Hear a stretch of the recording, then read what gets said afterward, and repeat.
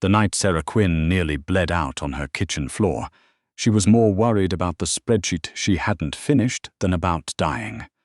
That's what she told herself afterward. Anyway, that the numbers mattered more than the 6-inch gash running up her forearm, where the broken cabinet edge had caught her when she slipped on the wet tile. She wrapped it herself with a dish towel and a roll of athletic tape she kept under the bathroom sink. She'd been wrapping her own wounds for long enough that she didn't even wince anymore. You stop wincing eventually. You just stop. She lived in a 4th-floor walk-up in Millbrook, in the part of the city the cabs didn't go to after dark. The building had a broken intercom and a super who showed up twice a year. Her apartment had a hot plate, a second-hand desk that tilted slightly to the left, and 3 locks on the door. The last one she'd installed herself with a YouTube tutorial and a drill she borrowed from the woman downstairs. It wasn't much, but it was hers, and nothing in it was borrowed against someone else's goodwill. She was back at her desk within the hour, arm wrapped, spreadsheet open, coffee going cold beside her keyboard. The Voss Group quarterly reconciliation was due by 7 a.m.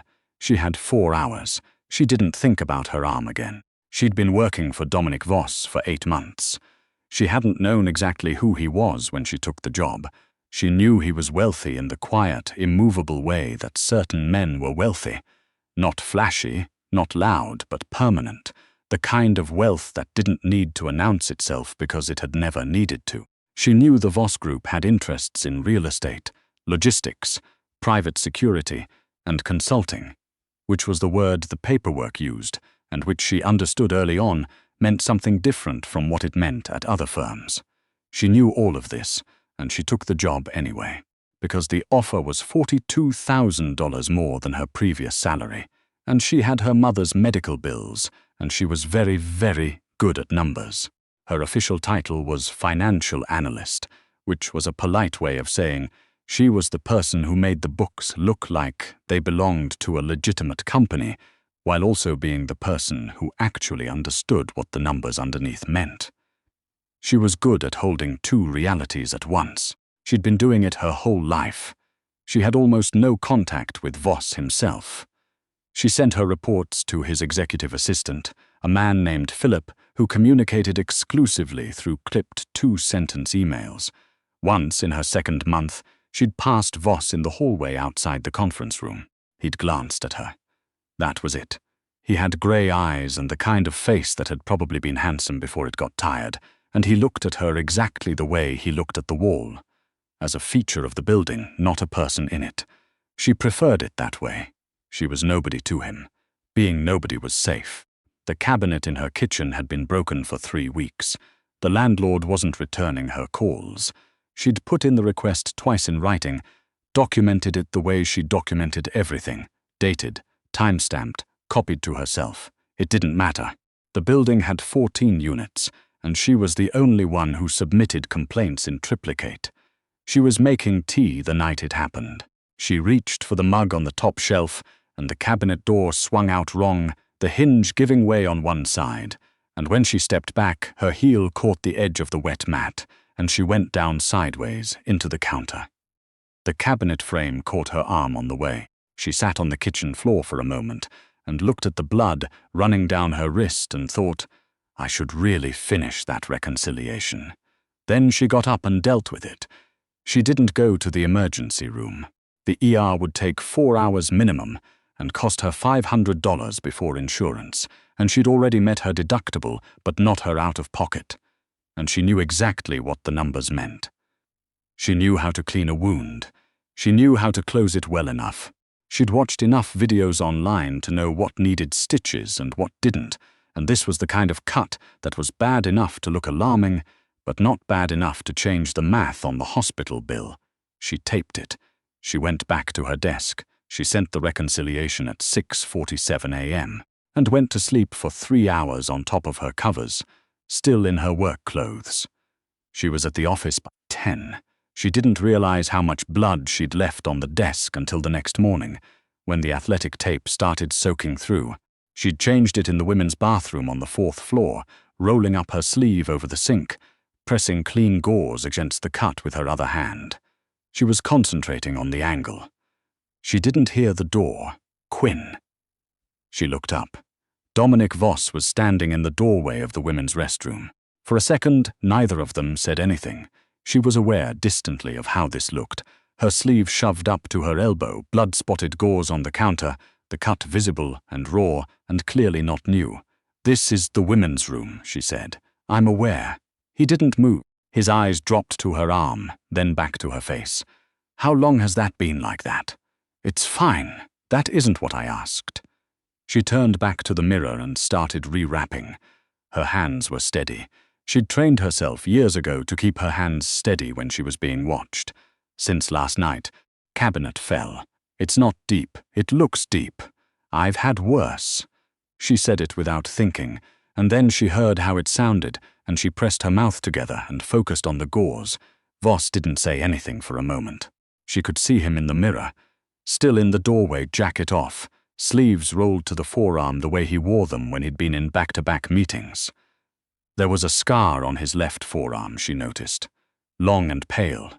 "Old, come to my office when you're done," he said. "I have a 9:30. I'll tell Philip." He left. She stood in the fluorescent light of the bathroom and looked at her reflection and thought, this is how people get fired. His office was on the top floor. She'd never been inside it. She'd assumed it would look like the rest of the building. Expensive, minimalist, selected by someone with a budget and no personality. She was wrong. It was full of books. Actual books on real shelves, many of them clearly read more than once.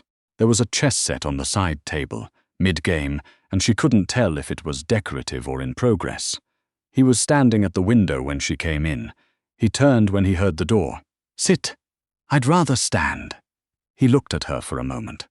Then he said, "Fine," and moved to his desk and pulled open the bottom drawer and set a first aid kit on the surface between them. A real one, the kind with actual medical supplies, not the corporate box with band-aids and an ice pack. She didn't sit, but she came closer. "Give me your arm," he said. "I already wrapped it. You wrapped it with office gauze and whatever you had at home. Give me your arm." She stood there. She was aware that he was her employer, and that she was in no position to argue with him, and also that the cut did hurt, and also that she was extremely tired, and that 3 of those 4 things made her want to refuse on principle. She put her arm on the desk. He unwrapped it without ceremony. She watched his face while he looked at the cut, and his expression didn't change. Not at the wound itself, and not at the faded marks further up her arm from things older than a cabinet. She was braced for the question. It didn't come. He cleaned it properly. His hands were careful in a way that surprised her. Deliberate, but not rough. He worked like a man who had done this before, which she supposed made sense. "You should have gone to the hospital," he said. "I know the math on that. I'll cover it. I didn't ask you to. I'm aware." He pressed the edges of the wound together and applied a proper closure strip. Then another. "Your landlord's name." She looked at him. "Why? Because the cabinet wasn't your fault. Mr. Voss, Dominic." She stopped. He didn't look up from her arm. "You've been here 8 months. You can use my name." She didn't know what to do with that. She filed it somewhere and didn't respond. "Your landlord?" he said again. "I have it handled. You have it documented," he said, and she looked at him sharply, and he met her eyes. "I read the maintenance log you sent through the building's tenant portal. You've submitted 3 requests. None of them have been answered. You." She stopped. "Why do you know what building I live in?" "Background check when you were hired. It's standard. And you read my maintenance logs. I read them this morning." He set down the medical tape and looked at her directly. "After I saw your arm." She didn't know what to say to that. The thing about Voss, about Dominic, was that he spoke the way he seemed to do everything, without wasted motion. He said the thing plainly and then waited for you to catch up, and there was no performance in it. She wasn't used to that. She was used to men who made you work to understand what they meant. "I'm not a project," she said. "I know. And I don't want anything from you. I know that, too." He finished the bandage. He didn't step back right away. He was close enough that she could see the other scar, the one on his jaw, and she wondered, briefly, where it had come from, and then told herself it wasn't her business. You sent in the Voss Group reconciliation at 6:47 this morning. It was due at 7. You were up all night with that." He nodded toward her arm. "I was up all night because the work wasn't done." He looked at her for a long moment. She held the look. She was good at holding looks. She'd grown up being looked at like she was a problem to be managed, and she'd learned early that the way you stayed whole was to look back. "Go home," he said finally. "Take today. I have 3 reports. They'll wait. They won't, Quinn." His voice didn't rise. It just settled the way a door closing settles into its frame. "They will wait. I will make them wait. Go home and sleep." She didn't go home. She went to the small cafe on the first floor of the building and sat with a coffee and her laptop and worked on the reports anyway, because she didn't know what else to do with herself, and because stopping felt like something she couldn't afford. She'd been moving for so long that stillness felt like a warning sign. Her phone buzzed at 2 in the afternoon. Unknown number. "The cabinet will be fixed by 5 p.m. New hinge, new door. The landlord has been made aware of the legal exposure of ignoring documented safety requests." DV. She stared at the text for a long time. Then she typed, "You didn't have to do that." The reply came in under a minute. "I know." She put her phone down. She looked out the window at the street. A woman was walking a dog. 2 kids were arguing about something at the crosswalk. Everything was ordinary and mundane, and somehow she felt like the ground had shifted slightly under her feet. The way it does when you've been standing on ice you didn't know was ice. She picked her phone back up. "Thank you," she typed. This time the reply took longer. She almost thought it wasn't coming. Then, "Don't thank me. Just sleep tonight." He started coming to her desk. Not every day, not in any pattern she could map, but 3 or 4 times a week he'd appear in the doorway of her office. She had a small office now, a real one, not a cubicle, though she hadn't asked for it, and she suspected Philip had simply been told to move her things. And he'd stand there for a moment, and then sometimes he'd ask her something about the reports, and sometimes he wouldn't ask anything at all. She started keeping a second coffee ready. She told herself it was efficiency. She was not very good at lying to herself about numbers, but she had some flexibility on everything else.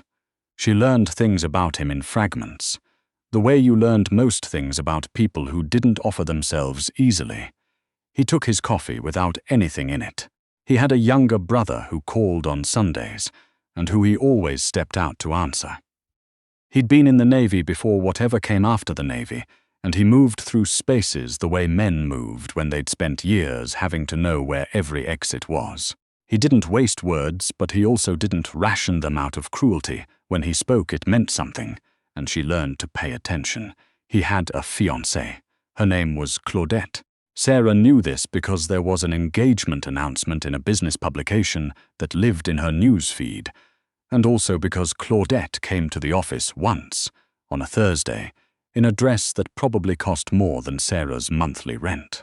She was beautiful in the specific curated way of women who understood that beauty was an asset that required maintenance. She looked at Sarah the way women like that always looked at women like Sarah, a brief, calibrated scan, and then a dismissal. Sarah logged the information and moved on. It wasn't her business. Dominic Voss was her employer. The coffee on the desk was efficiency. The way she listened for his footsteps in the hallway was professional attentiveness. Everything was categorized and filed correctly, and the ledger was balanced, and that was all. She was working late on a Friday when she found the discrepancy. It was small enough that someone less careful would have missed it entirely. A rounding error, maybe, if you wanted to give it the most generous possible reading. A $34,000 transfer, buried in a logistics account, moving through 3 shell entities, and landing somewhere that didn't have a corresponding entry on the receiving end. She sat very still. Then she pulled up the last 6 quarters and started running the same thread backward through all of them. It took her 2 hours. By the time she was done, the office was empty, and the cleaning crew had come and gone, and she had a very clear picture of $1.2 million being siphoned out of the Voss Group over 18 months through channels that had been carefully, deliberately hidden. But not carefully enough. Not from her. She thought about what to do. She could pretend she hadn't seen it. That was option 1. She was good at keeping her head down. She'd built an entire life on not seeing things that would cost her. But the thing about being good with numbers was that you couldn't unsee them. The equation was there. The equation was wrong, and whoever had done it, and she had some ideas, because the routing was specific, and there were only 4 people with access to these accounts, had been stealing from a man who, whatever else he was, had fixed her cabinet and texted her to sleep. She picked up her phone. She typed, "I need to show you something, tonight, if possible. It's about the Meridian accounts." The reply came in 4 minutes. "I'm in the building. Come up." She spread the printouts across his desk. She walked him through it the way she walked through everything, methodically, without editorializing, just the numbers and what they meant. She kept her voice level. She pointed to the entries, the timestamps, the routing paths. She showed him where the money left and where it stopped being traceable in the official records, and where she'd followed it anyway, through the subsidiary structures, to the endpoint. He listened without interrupting. He stood with his arms crossed and his jaw set and his eyes moving across the papers with a focus that she was used to, because that was how he always listened. When she finished, the room was quiet. "How long did this take you to find?" he said. 2 hours tonight. "I wasn't looking for it before. I found it by accident. By accident. A rounding error in the Q3 logistics ledger. It was small. Most people would have attributed it to an entry mistake, but you didn't. I don't attribute things to entry mistakes until I've verified they are one." He was quiet for another moment. Then he said, "You know what this means. I know what it looks like. It looks exactly like what it is." He straightened. "And you knew that when you texted me." She met his eyes. "I knew you'd want to know." He looked at her for a long time. Long enough that she became aware of the quiet of the building around them, the distant sound of traffic far below, the particular quality of late-night air in rooms where serious things get decided. "Why?" he said. "Why what? Why bring it to me? You could have left it, buried it back where you found it, pretended you'd never seen it." "I thought about it," she said honestly. And I'm very bad at pretending the math is different than it is." Something shifted in his face. Not much. He was not a man who gave much away in his face, but something. "This is going to get complicated," he said. "I know. The person behind this isn't going to be happy you found it. I know that too. You're not afraid." She thought about it. "I'm practical," she said. "Fear doesn't change the numbers." He almost smiled. It was so close to a smile that she wasn't sure she'd seen it correctly. "Go home," he said. "You said that last time. And you went to the cafe and worked for 3 more hours." He looked at her with something that was not quite exasperation and not quite amusement, and was mostly something else. Sarah. It was the first time he'd used her first name. She felt it like a change in air pressure. "I'll go home," she said. "I'll have someone drive you." "I don't need. The person behind this knows your name," he said. "They've had access to every file you've touched. They know where you work. They know, probably, where you live." His voice was even. "You'll take the car." She wanted to argue. She stood there and calculated the actual risk against the cost of accepting something she hadn't asked for, and she came up, for once, against the limits of her own stubbornness. "Okay," she said. He nodded. He picked up his phone. "Dominic." He looked up. "Whatever you're about to do about this." She gestured to the papers on his desk. "Be careful." He held her gaze. She didn't know exactly what was in his expression, but she knew it wasn't nothing, and she knew that she had spent 8 months cataloguing his silences, and this one was different from all the others. "I know how to handle it," he said. "I know you do." She reached for her bag. "I'm just saying, be careful." She left the papers on his desk. She took the car he sent. She went home and looked at the new cabinet in her kitchen, properly hung and level, and she thought about what it meant that she'd noticed the first thing to change in her apartment in 3 years was something someone else had done. The next Monday, Philip sent her a calendar invitation for a meeting she'd never had before, a standing weekly sync with Voss, 30 minutes every Thursday. She stared at the invitation for a while, then she accepted it. At 10:15, her desk phone rang, the internal line. "There's a package for you at the front desk," Philip said. From Mr. Voss. It was a first aid kit, nicer than the one in his office, with a note in his handwriting, which was blunter than she'd expected, the professional version. For the cabinet situations you handle alone, she set it on the edge of her desk. She looked at it for a long time. She thought about the spreadsheets and the rounding error, and the text in the middle of the night, and the first time he said her name in that empty building. And she thought about how she'd spent her whole life keeping perfect books, tracking what she was owed and what she owed in return, keeping the columns clean, never letting anything go unaccounted for. She was starting to suspect this was a transaction the usual math couldn't handle. She reached for her phone and typed, "I got the kit. You didn't have to. The reply came in 2 minutes. Running joke?" She laughed. She hadn't meant to, but she did. A short, real sound in her quiet office. She typed back, "Maybe." She set her phone down and looked out the window and thought. The ledger was open. Something was being written in it. And for the first time in longer than she could remember, she wasn't afraid of what it might say when it balanced out.